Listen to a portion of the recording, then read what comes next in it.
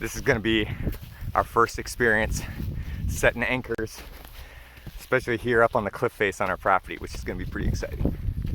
All right, we got the drill that'll be powered by the jackery, and then we got our anchors, which will be set in there with some liquid rock.